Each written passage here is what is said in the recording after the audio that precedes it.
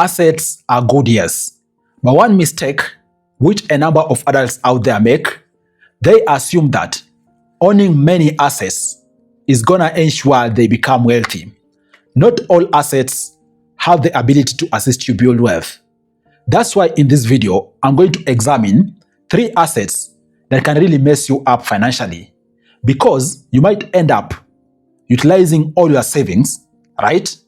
And yet you're gonna get in bigger financial trouble, or even lose your entire investment at once, or even gradually over time. Not all assets are the same. There are those assets which need to be avoided by all means. In case you are new here, you are very much welcome to my channel. My name is Afadza Sifuna. I make videos about investing and making money. In case there are topics which you like, down there is a button called subscribe. Kindly consider subscribing for you not to miss any of the videos which I upload each and every day. And I will still add it, drop a like on this video. Thanks for doing that. And with that, the very first asset is speculative land. Guys, please note, I always stand with people who need to buy land that they can develop for them to be able to increase their income, maybe trigger rental income, and even continue advancing.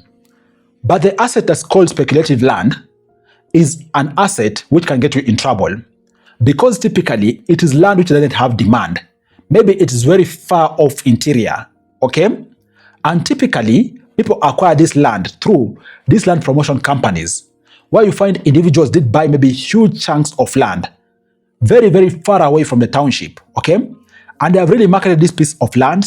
They even do free site visits for you, where they organize transport. They take you to these particular sites and convince you to buy those pieces of land. Please remember, this land has no immediate demand. It is extremely fallow. It's not anywhere near development. Those are the characteristics of these particular pieces of land and how people acquire them through mostly these property companies, which market them heavily on social media, making them deem like they are viable investments. And this is a big financial trap because of a few reasons. First and foremost, it's going to take time for this particular piece of land to develop, if it's going to develop in your lifetime. And then the other financial gap with these pieces of land is, even with those unscrupulous companies, some of them might end up conning you of your money, because they say that they extremely overprice these pieces of land and they make them look like they're lucrative, or even others outrightly con you of your hard-earned cash. And so you might be wondering, what is the better alternative? Guys, any day, anytime, I'll argue there is no importance or need of you buying land which even you won't even use it in your lifetime. Why are you buying speculative land which is 150 kilometers away from the city, in a place you've never been in your life? How are you going to utilize that particular piece of land? Are you miraculously going to wake up one day and go and live there? Chances are no. That is why you can look for better alternatives. An alternative to you buying this particular piece of land with all your savings is maybe you putting your money maybe on dividend stocks, purchasing treasury bills, or even starting a business, because I believe those have better propensity of paying you dividends, or you enjoy share price appreciation, or even you gaining a profit, as opposed to throwing all your money on speculative land, which won't bring you anything meaningful in your lifetime, okay? And then the second asset which can really mess you up financially is unregulated investment schemes. There is a reason why, as a country, we have regulators, for example, the Capital Market Authority. We have central bank to regulate banks, right? We have the SACCO regulator. Those are possible investment schemes or buses which are regulated. In case you decide to put your money on unregulated investment schemes, you are setting yourself up for very big trouble, as you assume you are buying asset. And I'm talking about fake investment companies which are promising to increase your money. I'm talking about unlicensed fund managers who are promising you to increase your money or assist you invest in portfolios. And I'm talking about also even disruptive kind of like assets, crypto investment deals, which are promising you to make money very fast. For this kind of scenarios, where do they come from and how do these particular culprits get customers? Typically, it is social media. Where, for example, you go, they promise you, they source you, for example, from Twitter, from maybe Facebook, okay, from YouTube, and then they get to maybe Telegram groups where they start pruning you very well to try and get you to unlock your money.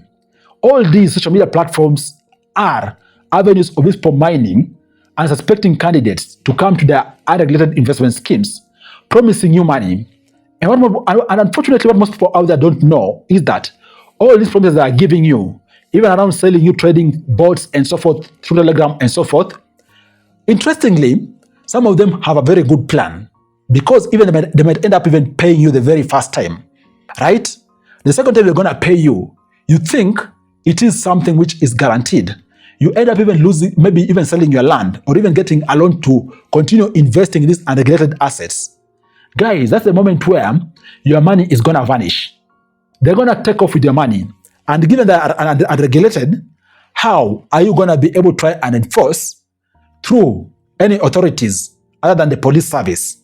Chances are you won't be able to enforce.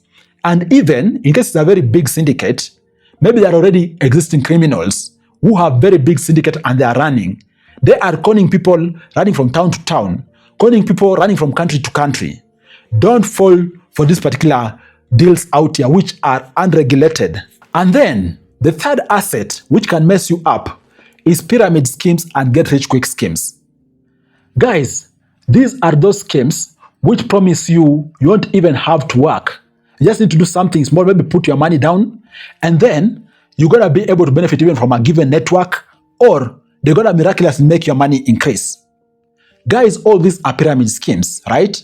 They do promise you maybe some form of networking, where when you put down your money, someone else come, you're going to be part of the network, you're going to see your investment continue to grow. They promise, for example, you're given 5K, they're going to give you 50K in 2 months, basically increasing your return more than the market. Even sometimes they promise you, for example, the matrix schemes. It's just kind of like promises which are very confused, but the center of it is get rich quick scheme. They are promising you financial freedom in unconventional ways. And these pyramid schemes, from the face of it, they might seem like they are legit, right?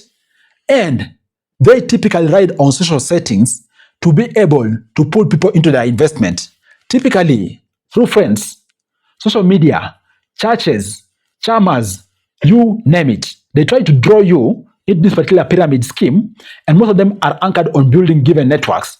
We've seen several pyramid schemes in Kenya go down over the years.